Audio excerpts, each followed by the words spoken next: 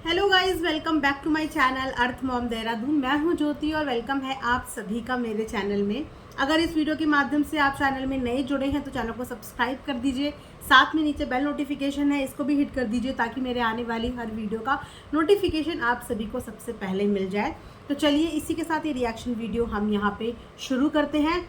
अगर आप लोगों को कुछ प्रोडक्ट्स से रिलेटेड जानकारी चाहिए तो वो मैंने कम्युनिटी में डाली हुई है। वहाँ पे बहुत सारे अफोर्डेबल कुर्ती सेट हैं, कुछ ज्वेलरीज भी हैं, कुछ एक्सेसरीज भी हैं। तो अगर आप लोग इंटरेस्टेड हैं तो एक बार कम्युनिटी, मेरे चैनल की कम्युनिटी चेक कर लेना। वहाँ पे बहुत ही अफोर्डेबल रेंज में काफ़ी सारी चीज़ें हैं। और एक तो मेरी बेस्ट है जो है लिपस्टिक का शेड, वो ज़रूर आप लोग मेरे कहने पे ट्राई करना। बाकी कुर्तीज़ वगैरह के लिंक आप देख लो, जो आपको अच्छी लगे आप वो ट्राई करना। सब बहुत अच्छी हैं क्योंकि सब मैंने पर्सनली ली हुई हैं, इसीलिए बता रही हूँ कि सारी की सारी बहुत अच्छी हैं। तो आज हम लोग बात करने वाले हैं एक ख़तरनाक टॉपिक पे।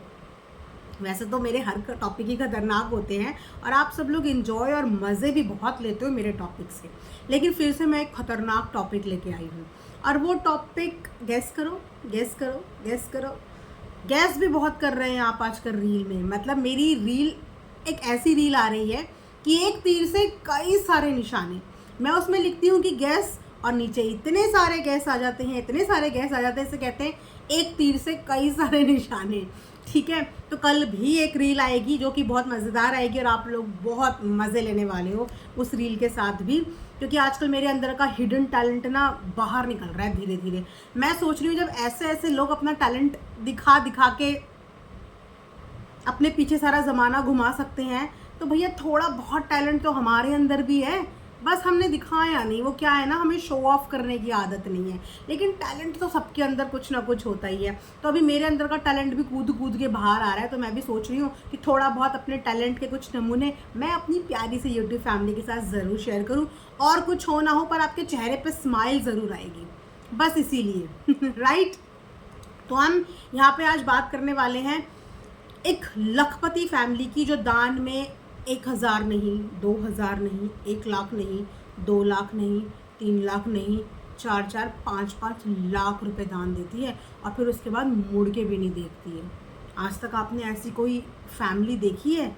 मतलब अंबानी को छोड़ के वो लोग भी दान देते हैं ना, तो गुप्त दान देते हैं जो कि किसी को पता नहीं चलता। कभी किसी मंदिर में, कभी कहीं पे, जो गुप्त तरीके से रखा जाता है, जिसकी खबर कानों कान नहीं होती। लेकिन इन्होंने किसी मंदिर में दान नहीं दिया है।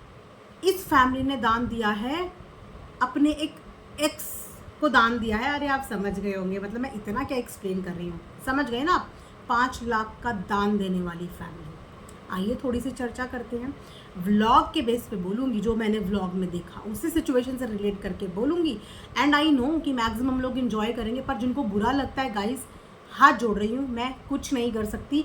ये मेरा काम है, ये मेरा काम है व्लॉगर्स पे रिएक्शन देना, और मेरी ऑडियंस को ये पसंद है। तो जब तक मेरी ऑडियंस ये चीज़ें पसंद करेगी, मैं अपनी ऑडियंस के लिए काम करूँगी। तो आप लोग चाहे इसको पसंद करें ना पसंद करें, मैं कुछ नहीं कर सकती, कुछ नहीं कर सकती। हाँ, एक चीज़ कर सकती हूँ कि अगर आपका कोई व्लॉगर है जिस पे आप चाहते हैं कि मैं रिएक्ट करूँ, तो वो आप मुझे सजेशन में दे देना, मैं उस पर भी रिएक्शन दे दूँगी। फिलहाल ये वाला रिएक्शन वीडियो एंजॉय करो, एंड तक देखना, आधा अधूरा मत देखना, पूरा का पूरा देखना। तो यहाँ पे क्या है ना कि 5 लाख दान देने वाली फैमिली के घर में हुआ अभी फंक्शन हुआ। मतलब फंक्शन तो होते रहते हैं, पर अभी बड़ा वाला फंक्शन हुआ, मुंडन वाला फंक्शन हुआ, मुंडन सेरेमनी, जो एक्चुअली बहुत मज़ेदार सेरेमनी रही। क्योंकि उस सेरेमनी की जो मेन सेंटर ऑफ अट्रैक्शन, वैसे तो हमारी जगत दीदी हर फंक्शन की सेंटर ऑफ अट्रैक्शन रही है, चाहे वो फंक्शन उनका हो चाहे किसी दूसरे का हो, सेंटर ऑफ अट्रैक्शन वही हमेशा रही हैं। तो इस बार भी सेंटर ऑफ अट्रैक्शन वही रही है, क्योंकि उन्होंने एक तो लोई का जो बनाया वो तो बनाया ही बनाया। अच्छा, मैंने इस बात पे एक और बात सुनी, मुझे एक कमेंट आया था कि उन्होंने बच्चे के सर पे जो स्वास्तिक का साइन बनाया वो भी गलत बनाया। क्या ये बात सच है? प्लीज़ कमेंट में ज़रूर बताना कि क्या इन्होंने स्वास्तिक भी उल्टा बना दिया था। हे मेरे प्रभु, चलो ये तो समझ में आता है कि किचन से इनका दूर दूर तक कोई ताल्लुक नहीं है, आटे की लोई तो दूर, रोटी बनाने तक का भी इनका ताल्लुक नहीं है। लेकिन जो यूट्यूब की इतने सालों तक देवी बनी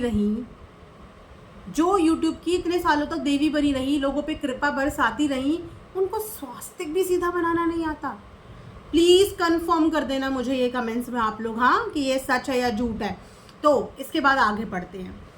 तो उस मुंडन सेरेमनी में ना एक और बहुत फनी चीज़ हुई, और इस बार तो उनके भाई ने ही दिखा दिया।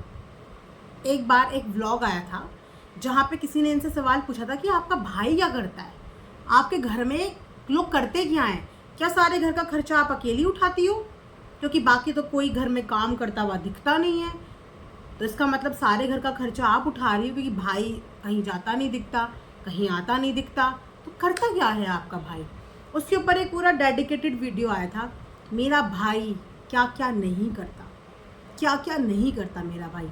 रियल स्टेट में मेरा भाई काम करता है, यहाँ मेरा भाई काम करता है, वहाँ मेरा भाई काम करता है। मतलब भाई की 4-5 सोर्स ऑफ इनकम बता दी थी।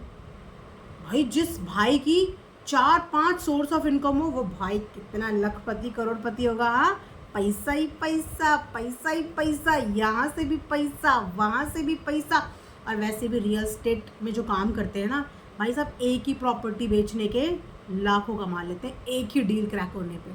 क्योंकि प्रॉपर्टी आज की डेट में 50 लाख के नीचे की तो कोई प्रॉपर्टी है नहीं। मान लो मिनिमम कम से कम मरे से मरा 50 लाख की भी कोई प्रॉपर्टी बेच ली, तो आजकल जो कमीशन है, पहले 1% हुआ करती थी, अब प्रॉपर्टी डीलर की कमीशन भी 2-2% हो गई है। तो सोचो कोई डील अगर मिनिमम 50 लाख की भी क्रैक हो तो 2% उसका कितना बनता है। तो ऐसे प्रॉपर्टी डीलर तो करोड़ों में खेलते हैं, महीने का लगा लो यार, कितना करोड़ों में खेलते हैं। खैर उसके बाद आज तक वैसे कभी इनके भाई ऑफिस नहीं, जॉब नहीं, कोई डील नहीं। हाँ, नया व्लॉगिंग चैनल ज़रूर खुला था भाई का, और अब तो डेडिकेटेड चैनल ही है। तो पता नहीं अब वो रियल एस्टेट में काम कर रहे हैं, उनका एक ऑफिस जो ऑफिस है उनका वो है या नहीं है, क्योंकि सारा दिन तो अब वो घर पे ही दिखते हैं। अब तो काफ़ी हद तक बेबी सिटिंग भी करते हैं, अपनी वाइफ के प्रोडक्ट्स में हेल्प भी करते हैं, तो फिर बैठते हैं या ऑफिस बंद हो गया, आई डोंट नो, मुझे इस बारे में नहीं पता। लेकिन इतना पता है कि जगत दीदी के हिसाब से उनके जो भाई हैं वो लाखों करोड़ों से कम के नहीं हैं, क्योंकि उनकी एक नहीं, दो नहीं, 3-4 सोर्स ऑफ इनकम है ना। ऊपर से फैमिली 4-5 लाख रुपए दान भी देती है। अगर आप लोगों को ज़रूरत हो ना कुछ 2-4 हज़ार की, 50-60 हज़ार की, तो DM कर लेना, दे देगी फैमिली दान। कोशिश तो कर लेना, एक बार ट्राई कर लेना कि 5 लाख दे सकते हैं तो फिर 50-60 हज़ार आप लोगों को भी हेल्प कर देंगे अगर किसी को ज़रूरत हो। खासकर जो उन्हें प्यार करते हैं, बहुत मोहब्बत करते हैं। अगर आप लोगों को किसी हेल्प की ज़रूरत हो ना, एक बार ट्राई ज़रूर करके देखना चाहते हैं हम कितने हेल्पफुल है आपकी ये फैमिली, आपके ये व्लॉगर कितने हेल्पफुल हैं कि जब आप लोगों को हेल्प की ज़रूरत पड़े तो ये आपको 50-60 हज़ार छोड़ो 500-600 रुपये भी दे देना, तो मुझे आके कमेंट में ज़रूर बताना कि मेरे इस व्लॉगर ने, मैं इनकी क्या हूँ, ऑडियंस हूँ, इनकी सब्सक्राइबर हूँ, मेरे इस व्लॉगर ने मुझे 500 रुपये की हेल्प कर दी। जिस दिन कर दी, जिसने कर दी, प्लीज़ आके ज़रूर बताना। मैं उस व्लॉगर की डेडिकेटेड वीडियो बना के बहुत तारीफ़ करने वाली हूँ, ठीक है। तो आप लोग ये ट्राई ज़रूर करना, क्योंकि ये लोग 5 लाख तक का दान दे सकते हैं। तो क्या हुआ, अब हुई मुंडन सेरेमनी। भैया पहला बच्चा, पहला मुंडन, बुआ, इकलौती बुआ, इन्फ्लुएंसर बुआ, सोशल मीडिया का फेस बुआ ही बुआ। तो जब बुआ को बारी आई देने की नेग, तो लखपति करोड़पति भाई की जेब से निकले मात्र 200 रुपये। आय हाय हाय हाय, 200 रुपये। और जगत दीदी उन 200 रुपयों को ऐसे फ्लॉन्ट कर रही थी कि जैसे वो 200 नहीं, 2 लाख का चक भाई ने दे दिया हो। बकायदा शॉर्ट बनी है वो 200 रुपये का नोट तन करके बनाते हुए, शॉर्ट भी देखना आप। हाँ, 200 रुपये। इस समय पे जगत दीदी को अपने वो मुंह बोले भाई कम और वो कम याद आ रहे होंगे कि यार इससे बड़ा दिलदार तो वही था, कम से कम सोना चांदी तो दे देता था, सोना चांदी अच्छी चीज़ें दे देता था। यहाँ तो 200 रुपये में भाई ने अपनी पहले बच्चे के उसमें टरका दिया। और अब तो भाई के पास सोशल मीडिया के 2-2, 3-3 प्लेटफॉर्म भी हो गए भाई। इंस्टाग्राम पे अलग काम कर रहे हैं, व्लॉगिंग चैनल अलग खोल के बैठे हैं, प्रॉपर्टी डीलर अलग हैं, तब भी मात्र 200 रुपये इकलौती बहन को दिखा दिया जगत दीदी को कि क्या जगत दीदी आपकी क्या, मतलब आपकी तो वैल्यू ही घट गई। मतलब डे बाय डे एक इंसान की वैल्यू बढ़ती है, आपकी तो वैल्यू ही घट गई। और आपकी वैल्यू आपके घर वालों ने ही घटा दी। इससे ज़्यादा वैल्यूबल तो आप क्रिएटर्स की नज़र में थे। कम से कम इससे महंगे महंगे उपहार आपको मिलते थे, इससे महंगे महंगे तोहफे। इनफैक्ट अगर किसी के घर में आप जाती भी थी तब भी आपको इससे तो महंगी ही चीज़ दे के आदर सम्मान के साथ आपकी विदाई की जाती थी। पर यहाँ सिर्फ 200 रुपये में, और वो 200 रुपये इसीलिए दिए ना आपके भाई ने क्योंकि लोई ढंग से नहीं बनाई आपने, कट कर दिया आपके वो पैसे। स्वास्तिक भी टेढ़ा मेढ़ा बनाया, लोई भी नहीं बना पाई, तो फिर किस बात के पैसे देता भाई। फिर ऊपर से कंटेंट भी छापा, तो भाई ने बोला होगा अब ये जो कंटेंट आया है मेरी वजह से आया है, समझ लेना कि इस कंटेंट में जितना रेवेन्यू आया वो मैंने तुझे दिया, क्योंकि मेरी बेटी का मुंडन है, मेरी बेटी का मुंडन मेरा कंटेंट, और इस कंटेंट में जितना रेवेन्यू आया वो मैंने सोच ले तुझे गिफ्ट कर दिया। ये असली प्रॉपर्टी डीलर, हाँ असली प्रॉपर्टी डीलर, एकदम कैलकुलेटिव, नाप तोल एकदम बढ़िया। तो अब इसके बाद थोड़ा सा आगे बढ़ते हैं। थोड़ा सा आगे बढ़ के अगर हम चलें तो यहाँ पे अब हम बात करेंगे आज के करंट व्लॉग की, वट सावित्री के व्लॉग की, है ना। सबसे पहले तो आप सभी को वट सावित्री की हार्दिक शुभकामनाएं, आपका सुहाग भाग बना रहे। अब इसके साथ हम आगे बढ़ते हैं। तो जगत दीदी ने देखो अपनी वीडियो में खुद शुरू में ही पहले बोल दिया, मत बोलना कि दीदी आप बोल रहे हो, खुद शुरू में पहले बोल दिया कि आज हम लोग जल्दी उठे हैं क्योंकि आज है व्रत। आज हम लोग जल्दी उठे हैं सुबह सुबह। कितनी जल्दी, 9 बजे या 10 बजे, कितनी जल्दी उठी थी जगत दीदी। अब आप मत बोलना कि जगत दीदी जल्दी उठती हैं, खुद अपने मुंह से बता देती नहीं उठती। अब जब जल्दी ही नहीं उठती तो फिर अपनी बच्ची का कुछ नहीं करती होंगी सुबह का। सिंपल, यहीं पे प्रूव होता है, हैंस प्रूव। जब सुबह जल्दी उठती नहीं होंगी तो बेटी का कुछ करती नहीं होंगी। लेकिन आज क्योंकि पूजा थी तो जगत दीदी नहा धो के प्यारी प्यारी सोना बाबू बन के, गुड़िया रानी बन के तैयार होके बैठ गई थी कि आज तो वट सावित्री वाला कंटेंट मिलेगा। अच्छा, जगत दीदी ने इतने साल तक जो देवी वाली भूमिका निभाई है ना, आशीर्वाद बांटा है, जो इतना सारा कृपा बरसाई है हर किसी पे, कृपा के साथ साथ बद्दुआ भी बरसाई है, और वो भी बहुत तगड़ी तगड़ी वाली। सुबह सुबह अगर मैंने बद्दुआ दे दी ना तो तू बर्बाद है। सुबह सुबह मेरे मुंह से क्यों निकाल रहे हो, मेरे मुंह से क्यों फोर्स कर रहे हो भैया, बद्दुआ भी तगड़ी तगड़ी देती है। मेरा मानना ये है कि जिनके मुंह से बद्दुआ लग जाती है ना उनकी काली जुबान होती है, और जिनके आशीर्वाद लगता है वो लोग अच्छे होते हैं, और जो ब्लेस्ड होते हैं इस चीज़ से वो अपनी इस ब्लेसिंग का फ़ायदा नहीं उठाते, इस ब्लेसिंग पे प्राउड नहीं करते। और जगत दीदी तो बद्दुआ देती थी, डराती थी, लिटरली मेरे आशीर्वाद में इतनी ताकत है तो मेरी बद्दुआ में भी इतनी ताकत है। अगर मेरे अगेंस्ट कमेंट कर दिया, कमेंट वालों को भी, तो आओ डीएम में, अभी देती हूँ भर भर के बद्दुआ, जी नहीं पाओगे, तड़प तड़प के तुम्हारे ये हो जाएगा वो हो जाएगा भैया, भयंकर बद्दुआ। तो कभी कभी इतने साल तक जो रोल प्ले करा है ना कृपा बरसाने वाला, वो कभी कभी अंदर फिर से आ जाता है, जाग जाता है। कोई चीज़ अचानक से आपके पास से चली जाए तो ये थोड़ी कि आप एकदम से बदल जाओगे, थोड़ा वो वाला सीन आ जाता है। तो वो अक्सर आता है इम्पॉर्टेंट फेस्ट्स में आ जाता है, वो फेस्टिवल्स में इनके अंदर की वो देवी वाला जो है ना रूपांतर, नाटक के रूपांतर वो निकल के आ जाता है। जगत दीदी की हिंदी बहुत अच्छी है मेरे आगे, हाँ, तो थोड़ी बहुत हिंदी में गड़बड़ हुई होगी तो माफ़ कर देना। तो नाटक के रूपांतर निकल के आ जाता है देवी वाला, जैसे कि आ जाए फुल ऑन कृपा बरसा रही हैं, फुल ऑन आशीर्वाद बरसा रही हैं, ये सारे आशीर्वाद, ये सब आशीर्वाद, मतलब भगवान जी के बदले के सारे आशीर्वाद और सारी ब्लेसिंग्स यही मांग रही हैं। जो इंसान किसी को बद्दुआ देता है ना, मैं सच बता रही हूँ आपको, उस इंसान के मुंह से किसी के लिए ब्लेसिंग्स अच्छी नहीं लगती। आप लाइफ में कुछ भी करें लेकिन आप इतने बड़े नहीं हुए हैं, ना ही आपका ऑरा इतना बड़ा हुआ है कि आप किसी को बद्दुआ दे पाएँ।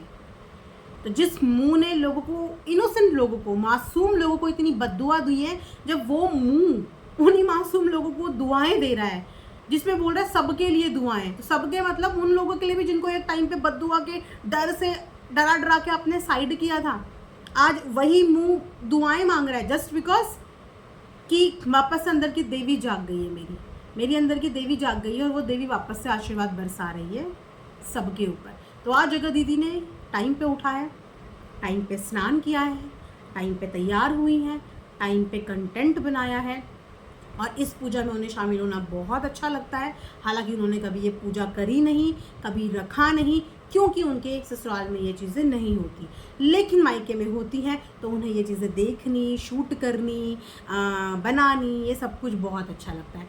आज दोनों बच्चे भी पहले उठ गए, भाई जब घर की माएँ पहले उठेंगी तो बच्चों के अंदर भी अपने आप ही ये वाले संस्कार आ जाते हैं जल्दी उठने वाले। लेकिन जब घर की माएँ देर तक सोती रहेंगी तो बच्चे भी नहीं उठते हैं। फिर टोटली डिपेंड होता है पेरेंट्स पे। अगर आप नाइट में अर्ली टू बेड हो तो आप अर्ली टू राइज ही होगे, बट आप अगर बेड पे ही लेट हो तो आप मॉर्निंग में कैसे उठ पाओगे, है ना। तो आज दोनों बच्चियां भी टाइम पे उठ गई और ऐसे उठना चाहिए।